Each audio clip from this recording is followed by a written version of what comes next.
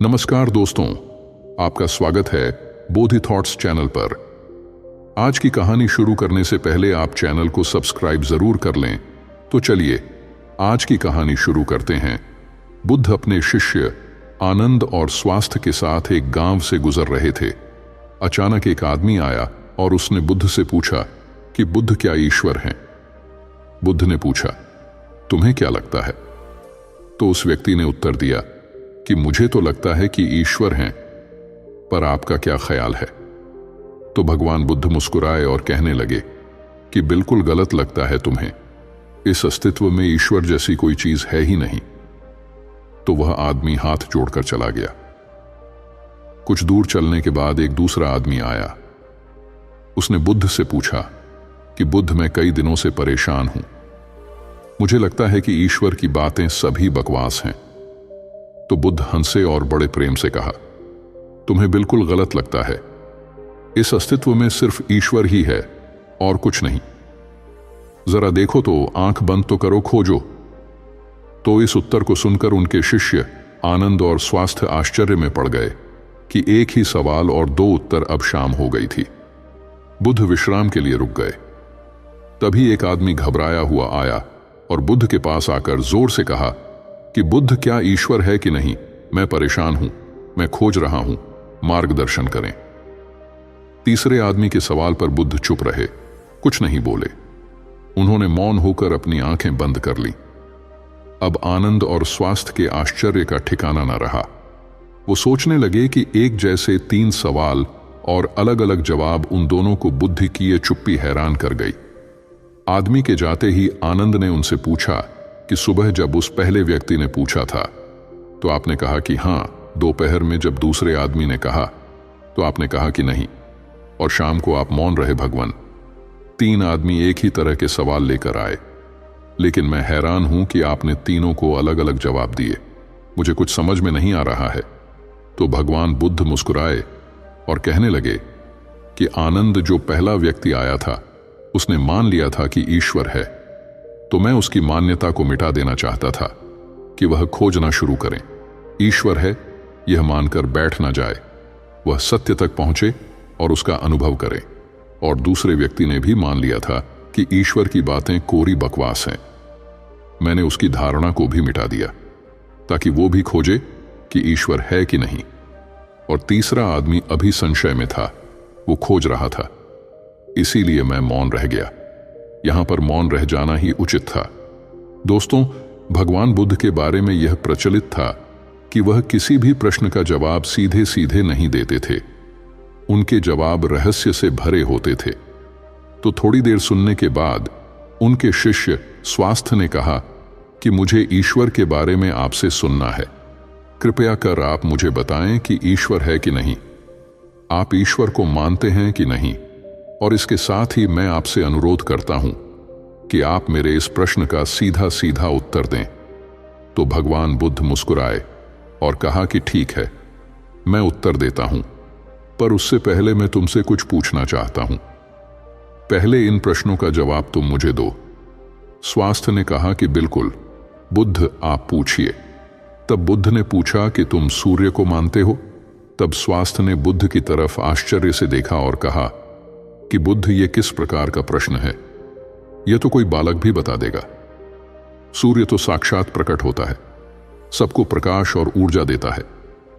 हम सभी का जीवन उसी पर आधारित होता है, वह तो साक्षात है। तो भगवान बुद्ध ने कहा, जिस प्रकार सूर्य साक्षात है तो उसे मानने का कोई प्रश्न ही नहीं उठता। फिर ईश्वर है कि नहीं, यह प्रश्न क्यों उठा? इसका तो यही अर्थ है कि तुम्हारे मन में ईश्वर को लेकर संदेह है, क्योंकि ईश्वर सूर्य की भांति प्रत्यक्ष नहीं है और तुम भी ईश्वर को बुद्धि से ढूंढने निकले हो। बुद्धि केवल उन्हीं बातों को मान पाती है जो उसे प्रत्यक्ष रूप से दिखाई पड़ता है, और ईश्वर कभी भी प्रत्यक्ष रूप से तुमको दिखाई नहीं पड़ेगा। और अगर दिख भी गया तो वह ईश्वर नहीं होगा। ईश्वर को मानते हैं कि नहीं मानते, असल में यह प्रश्न ही गलत है। और गलत प्रश्न का सही उत्तर भला कैसे दिया जा सकता है? और यदि किसी प्रकार दिया भी जा सकता है तो वह उत्तर भी इस प्रश्न की भांति गलत ही होगा। स्वास्थ्य द्विधा में पड़ गया। उसने कहा, बुद्ध, मुझे कुछ समझ नहीं आ रहा। तब भगवान बुद्ध ने कहा कि ईश्वर को माना नहीं जा सकता, बल्कि ईश्वर को जाना जा सकता है। अगर तुम्हारा प्रश्न यह होता कि मैं ईश्वर को जानना चाहता हूं, तब मैं तुम्हारी मदद कर सकता था। इस संसार में कुछ भी मानने वाले लोग जानने से चूक जाते हैं, उनका विकास रुक जाता है। जिनका स्वयं का कोई बोध नहीं होता, वह सत्य क्या है कभी नहीं जान पा। जान केवल वही पाता है जो निरंतर खोज रहा है। जानने की यात्रा थोड़ी मुश्किल है, लेकिन मानना बहुत आसान है। मानने में ना कोई खर्च है, ना कोई परिश्रम। किसी ने कह दिया, किसी ने आपको समझा दिया, बुद्धि संतुष्ट हो गई और आपने मान लिया। लेकिन मानकर रुक जाने वाले लोग इस संसार के सबसे अभागे प्राणी हैं। बोध के बिना ज्ञान व्यर्थ होता है, तो अगले दिन सुबह वही जिज्ञासु जिसके प्रसन्न पर बुद्ध शांत मौन हो गए थे, फिर से आए और उसने बुद्ध से प्रश्न किया कि हे बुद्ध, आप शाम को मौन हो गए थे। मेरे जीवन का एक ही लक्ष्य रहा है कि ईश्वर को खोज लूं। वह कहां है, कैसा है, उनसे ब्रह्म ज्ञान की प्राप्ति कर लूं। और मैंने सुना है कि आपको ब्रह्म ज्ञान उपलब्ध हुआ है, तो आप अवश्य ही ईश्वर से मिले होंगे। तो क्या आप ईश्वर की खोज में मेरी सहायता नहीं करेंगे? तो बुद्ध ने कहा, जिसे तुम खोज रहे हो उसे तुमने कहां कहां खोजा? तो वह जिज्ञासु बोला, बुद्ध, मैंने सभी तीर्थ, सभी मंदिर और पूरी दुनिया का भ्रमण किया। यज्ञ, हवन, बड़े बड़े अनुष्ठान सब पूरे किए। मैंने वह सभी कार्य किए जो मुझे ईश्वर प्राप्ति के लिए कहे गए थे, लेकिन फिर भी मुझे आज तक ईश्वर नहीं मिले। तब मुझे किसी ने बताया कि आपको परम ज्ञान उपलब्ध हुआ है। इसका मतलब आपने ईश्वर को जरूर देखा होगा। तो क्या आप मेरी सहायता करेंगे? बुद्ध ने कहा, मेरा एक सफेद मोती खो गया है, मैं उसी को खोज रहा हूं। क्या तुम मेरी सहायता कर सकते हो? वह जिज्ञासु बोला, हां, मैं बिल्कुल कर सकता हूं। मैं अभी आपका मोती खोज कर दे देता हूं। वह मोती ढूंढने लगा। धीरे धीरे समय बीतता जा रहा था। काफी समय ढूंढने के बाद भी मोती नहीं मिला, तो वह बुद्ध के पास गया और बोला, मैंने बहुत ढूंढा, लेकिन वह मोती मुझे नहीं मिला। यह सुनकर बुद्ध ने कहा कि वह मोती अगर तुम मुझे ढूंढ कर दे दोगे, तभी मैं तुम्हारी कोई करूंगा। क्या तुम्हें तुम्हारे सवालों का जवाब नहीं चाहिए? तो वह जिज्ञासु फिर से मोती ढूंढने लगा। लेकिन काफी समय बीत जाने के बाद वह बुद्ध के पास आकर बोला कि आप ठीक से याद करके बताइए कि मोती कहां खोया था। तो भगवान बुद्ध ने मुस्कुराते हुए कहा, वह मोती तो मेरी कुटिया में खोया था। तो वह आदमी बहुत झुंझला गया और कहने लगा कि आप मुझे मूर्ख बना रहे हैं। आप केवल ज्ञानी होने का ढोंग करते हैं। आपको इतना नहीं पता कि जो चीज कुटिया में खोई है वह बाहर कैसे मिल सकती है। वह कुटिया में ही मिलेगी, आपको उसे वही खोजना चाहिए था। तो बुद्ध मुस्कुराते हुए बोले, मैं भी तो तुम्हें यही समझाना चाहता हूं। जो चीज तुम्हारे भीतर खो गई है, वह चीज तुम्हें बाहर कैसे मिलेगी? तुम कई वर्षों तक बाहर खोजबीन करते रहे, लेकिन एक पल के लिए भी तुमने अपने भीतर खोजा। अपने अंदर खोजो, तब तुम्हें ज्ञान मिलेगा। यह सुनकर जिज्ञासु बोला, हे बुद्ध, आपकी बात तो मैं समझ गया, लेकिन अभी भी मैं यह नहीं समझ पा रहा हूं कि मैं अपने अंदर क्या खोजूं। बुद्ध बोले, तुम अपने ईश्वर को खोजना चाहते हो ना, पर क्या तुमने कभी अपने आप को खोजा है? जिज्ञासु बोला, बुद्ध, मैं अपने आप को जानता हूं। मैं अपना नाम, पद, काम, परिवार, जब से मैंने जन्म लिया है तब से यह सभी चीजें जानता हूं। मैं कुछ भी नहीं भूला हूं। तो फिर मुझे और क्या जानने की जरूरत है? मैं क्या जानूं? तब बुद्ध ने कहा, अभी बताओ, इस समय तुम्हारे सबसे नजदीक कौन है? जिज्ञासु बोला, इस समय तो आप ही मेरे नजदीक हैं। बुद्ध ने कहा, उससे भी ज्यादा नजदीक कौन है? उसने कहा, आपसे ज्यादा नजदीक तो हवा है। बुद्ध ने कहा, हवा से ज्यादा नजदीक क्या है? जिज्ञासु सोचकर बोला, हवा से ज्यादा नजदीक तो मेरे वस्त्र हैं। तब बुद्ध ने कहा, और इन वस्त्रों से ज्यादा नजदीक क्या है? तब जिज्ञासु बोला, इससे ज्यादा नजदीक तो कुछ भी नहीं है। तब बुद्ध ने कहा, कहां? अपनी आंखें बंद करो, बिल्कुल शांत होकर अपने भीतर खोजो। तुम्हारे भीतर क्या है? विचारों को हटा दो और ध्यान दो, तुम्हारे नजदीक क्या है। थोड़े समय बाद बुद्ध उससे पूछते हैं, तुम्हारे सबसे नजदीक क्या है? जिज्ञासु बोला, पहले ऐसे लगा, मेरी सांसें मेरे सबसे ज्यादा नजदीक हैं, लेकिन धीरे धीरे मेरी सांसें मुझसे दूर होती चली गई। फिर मुझे लगा कि मेरी दिल की धड़कन मेरे सबसे ज्यादा नजदीक है, और वो भी धीरे धीरे मुझसे दूर हो गई। मैं खुद से ही दूर हो गया। मुझे अलग अनुभव हुआ, मैं कहीं नहीं हूं, फिर भी हूं। बुद्ध में इस चीज को अभी भी नहीं समझ पा रहा हूं, यह क्या है? बुद्ध मुस्कुराए और कहने लगे कि अब तुम सही खोज कर रहे हो। शीघ्र ही तुम्हें तुम्हारा मोती मिल जाएगा। वह जो तुम्हें समझ नहीं आ रही थी, वह समझ आ जाएगी। यह सुनकर जिज्ञासु ने बुद्ध से अपनी अभद्रता के लिए माफी मांगी और उनका आभार व्यक्त किया कि आपने मुझे ज्ञान का रास्ता दिखाया, तो ईश्वर को मानो नहीं जानो। जब तुम ईश्वर को जान जाओगे, उसका स्वाद चख लोगे, तब तुम भी उस बात को किसी को बता नहीं पाओगे।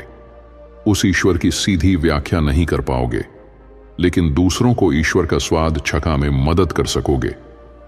बुद्ध तत्व संबंधित प्रश्न, जैसे ईश्वर व आत्मा, इनसे संबंधित प्रश्नों से बचा करते थे, उनका उत्तर नहीं देते थे, और अगर कहीं व्यवस्था पड़ी, उसका उत्तर देना पड़ा, तो वह उदाहरण के माध्यम से समझाने का प्रयास करते थे। जिन्होंने भी ईश्वर का वर्णन किया, उनके अनुयायियों ने अलग अलग समुदाय बना लिए और अपने ईश्वर को सही और दूसरे के ईश्वर को गलत मानने लगे। बुद्ध इस बात को जानते थे, इसलिए कई बार उन्होंने ईश्वर को नकारा था। उन्होंने ईश्वर को इनकार इसीलिए किया ताकि आपकी प्यास और गहरी हो सके और आप स्वयं उसे जाने।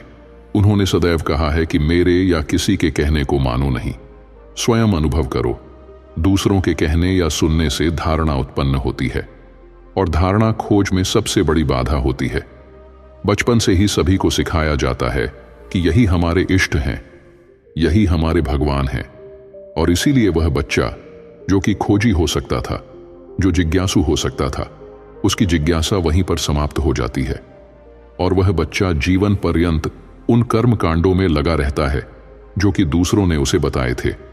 वह खुद का मार्ग कभी तलाश ही नहीं पाता, और यही धारणा पीढ़ी दर पीढ़ी हर धर्म में चली आ रही है, और इसीलिए ईश्वर को तलाशने वाले लोग बहुत कम बचे हैं।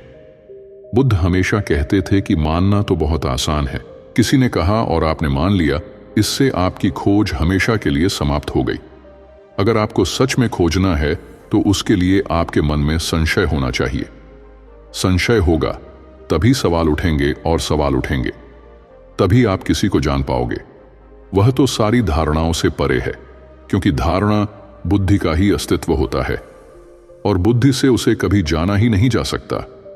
अगर उसे जानना है तो बुद्धि के पार जाना होगा, और बुद्धि के पार जाने के लिए आपको अपनी धारणा यहीं पर मिटा देनी होगी।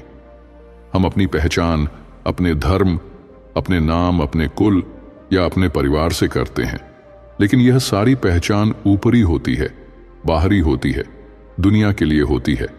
लेकिन भीतर से जब हम खुद को झांकते हैं, खुद को पहचानने का प्रयास करते हैं, तो हम यह पाते हैं कि हम खुद से ही अनजान हैं। हम खुद को पहचानते ही नहीं हैं। मैं कौन हूं? यही सवाल अपने आप से बार बार पूछने पर आप अपने भीतर उतरते हैं। रमण महर्षि, जो कि एक बहुत बड़े दार्शनिक हुए हैं, बहुत बड़े संत हुए हैं, वह यही ध्यान अपने से करवाते थे। अपने आप से सवाल करो, अपने मन में यह सवाल उठाओ कि मैं कौन हूं, मैं कौन हूं। और बार बार जब हम यह सवाल अपने आप से पूछते हैं, तो हम अपने भीतर उतरते चले जाते हैं, जहां पर हमें अपने वास्तविक स्वरूप के दर्शन होते हैं, और वहीं पर हमें परमात्मा या फिर भगवान के दर्शन प्राप्त होते हैं। ईश्वर वहीं पर बसता है। तो दोस्तों, आज की यह कहानी यहीं समाप्त होती है। अगर आपको यह वीडियो पसंद आया हो और इससे आपको कुछ नया सीखने को मिला हो, तो लाइक जरूर करें। अपनी राय और विचार हमारे साथ कमेंट्स में साझा करें। आपकी बातों से हमें प्रेरणा मिलती है। और हां, अगर आप जीवन को बेहतर बनाने वाली ऐसी ही और कहानियां और विचार जानना चाहते हैं, तो बोधि थॉट्स चैनल को सब्सक्राइब करना न भूलें। साथ ही बेल आइकन दबाएं, ताकि हमारी हर नई कहानी आप तक सबसे पहले पहुंचे। आखिर में याद रखें, आपकी सोच ही आपकी ताकत है। धन्यवाद और अगले वीडियो में फिर मिलेंगे।